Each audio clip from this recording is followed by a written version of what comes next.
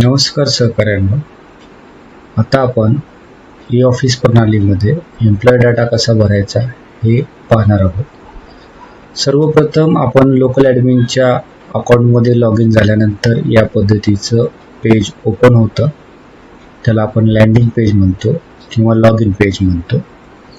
तर log in पेजला आल्यानंतर या पेजच्या डाव्या बाजूला जर आपण बघितलं तर डाव्या बाजूला home, E file, KMS, mail, other services इत्यादी टॅब आहेत.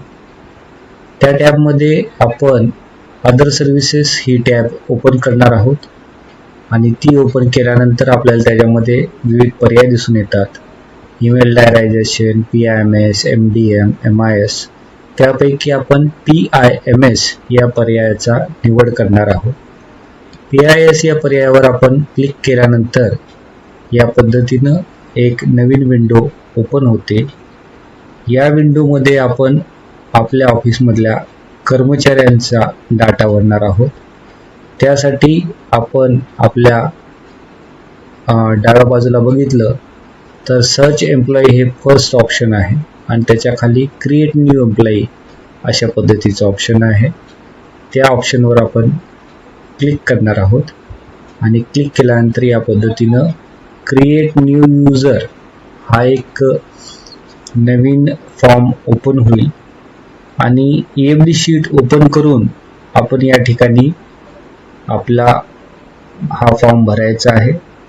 आणि EMD शीटमध्ये हायरार्कीनुसार म्हणजे DDR साहेब नंतर AR साहेब किंवा DSA साहेब, क्लास 2 साहेब यानंतर इतर कर्मचारी हायरार्कीप्रमाणे आपण हा डाटा भरणार आहोत EMD शीटमध्ये. म्हणजे यामध्ये कुठलाही एम्प्लॉय आपला सुटणार नाही व कुठलीही चूक होणार नाही. तर सर्वप्रथम आपण आपलं प्रायमरी ऑर्गनायझेशन सिलेक्ट करणार आहोत जे गव्हर्नमेंट ऑफ महाराष्ट्र डिफॉल्ट येईल. त्यानंतर आपलं रॅपर ऑर्गनायझेशन आपण सिलेक्ट करणार आहोत.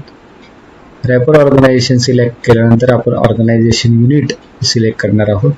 तर आपल्या इथं ऑफिस ऑफ या पद्धतीनं एक युनिट येत असेल तर ते आपण या ठिकाणी सिलेक्ट करणार आहोत. आणि ती सिलेक्ट केल्यानंतर या ठिकाणी आपण सर्व्हिस या ठिकाणी आलेलो आहोत. तर सर्व्हिसमध्ये आपण नो सर्व्हिस हा ऑप्शन सिलेक्ट करणार आहोत. त्यानंतर सर्व्हिस कॅडरमध्ये नॉट ॲप्लिकेबल, कारण आपण नो सर्व्हिस सिलेक्ट केलेला आहे तर नॉट ॲप्लिकेबल येणार आहे. त्यानंतर date of joining government service यामध्ये आपण date of joining government services घेणार आहोत. तर यामध्ये आपण समजा 2022 मध्ये एखाद्या कर्मचाऱ्याची नेमणूक झालेली आहे तर या पद्धतीनं जानेवारी 15, 2022 या पद्धतीने शासकीय सेवेमध्ये त्यांची नियुक्ती झाली आहे तर तो डेटा आपण EMD शीटवरनं इथे घेणार आहोत. त्यानंतर सोर्स ऑफ रिक्रुटमेंटमध्ये इतर विभागातून जर ते आले नसतील तर आपण त्यांना डायरेक्ट म्हणणार आहोत. जर ते इतर विभागातून आले असतील तर तिथे इंडक्ट अशा पद्धतीनं आपण घेणार आहोत. त्यानंतर कॅडर सर्व्हिस आयडेंटिफिकेशन नंबर यामध्ये आपण त्या कर्मचाऱ्याचा सेवार्थ ID भरणार आहोत. तर या पद्धतीनं आपण सेवार्थ ID आपल्या EMD शीटमधनं कॉपी आणि पेस्ट करणार आहोत. आणि त्यानंतर सेम सेवार्थ ID हा एम्प्लॉई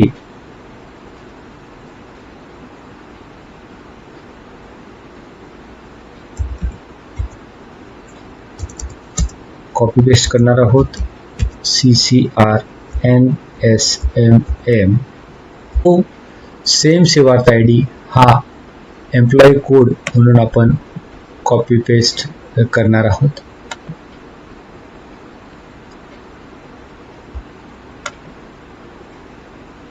आणि त्यानंतर आपण लॉग इन टाईपमध्ये NIC गव्हर्नमेंट सिलेक्ट करणार आहोत. त्यानंतर ऑफिशियल ईमेल ID मध्ये त्या कर्मचाऱ्याचा government email ID copy paste करणार आहोत.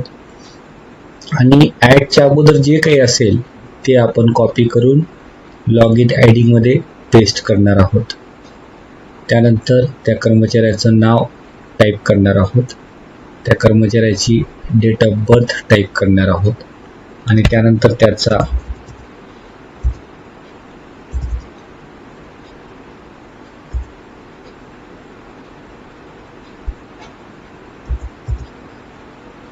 मोबाईल नंबर टाईप करणार आहोत आणि मोबाईल नंबर टाईप केल्यानंतर एम्प्लॉई स्टॅटसमध्ये आपण त्याचं गव्हर्नमेंट एम्प्लॉई सर्व्हिंग हे निवडणार आहोत आणि गव्हर्नमेंट एम्प्लॉई सर्व्हिंग निवडल्यानंतर त्या कर्मचाऱ्याचं मिस्टर मिसेस या पद्धतीने जे काही आहे संबोधन आहे ते संबोधन आपण ॲप्लिकेशनमध्ये सिलेक्ट करणार आहोत आणि त्यानंतर त्या कर्मचाऱ्याचं जेंडर आपण सिलेक्ट करणार आहोत आणि जेंडर सिलेक्ट केल्यानंतर आपण बाकी कुठलीही माहिती आपण भरणार नाही आहे. तर या ठिकाणी फक्त आपण एक करणार आहोत की त्याचं नाव इथे इंग्लिशमध्ये आलेलं आहे, त्याच्यामध्ये एक स्पेस देणार आहे, त्यामुळे त्यांचं शॉर्ट नेम आपोआप या ठिकाणी येऊन जाईल. आपण पाहिलेलं आहे या ठिकाणी त्यांचं शॉर्ट नेम आपण स्पेस दिल्या आलेलं आहे. त्यानंतर आपण त्यांचं डेजिग्नेशन सिलेक्ट करणार आहोत. ठीक आहे, तर या ठिकाणी आपल्या ऑफिसमधलं जे काही डेजिग्नेशन आहे ते आपण सिलेक्ट करणार आहोत.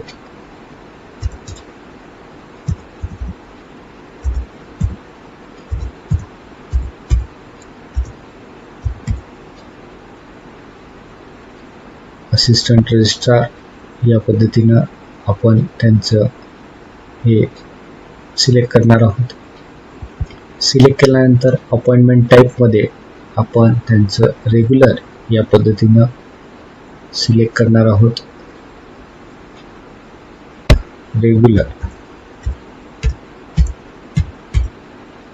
रेग्युलर बेसिस हे सिलेक्ट करणार आहोत आणि त्यानंतर डेजिग्नेशन क्लासिफिकेशन यामध्ये अदर्स सिलेक्ट करणार आहोत आणि अदर्स सिलेक्ट केल्यानंतर डेजिग्नेशन रँक किंवा लेवल यामध्ये डिफॉल्ट येणार आहे.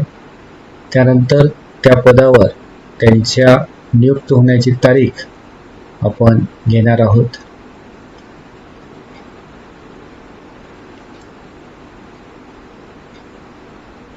तर या पद्धतीने हे झाल्यानंतर आपण क्रिएट युजरवर क्लिक केल्यानंतर आपला युजर सक्सेसफुली क्रिएट होणार आहे.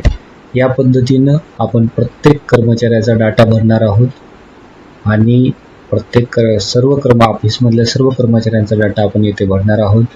समजा एखादी पोस्ट आपल्या कर्मचाऱ्यांची या ठिकाणी जर सिलेक्ट होत नसेल किंवा दिसत नसेल तर तसा ईमेल तुम्ही आम्हाला करणार आहात eofficeunit@gmail.com यावर आणि त्याच्या माध्यमातून मग आपण ती पोस्ट क्रिएट करून देऊ आणि त्यानंतर तुम्ही त्या कर्मचाऱ्याचा डाटा भरायचा आहे. अशा पद्धतीनं आपल्या ऑफिसमधल्या प्रत्येक कर्मचाऱ्याचा पूर्ण डाटा आपण या पद्धतीने भरणार आहोत आणि एम्प्लॉई डाटा क्रिएशन कंप्लीट करणार आहोत.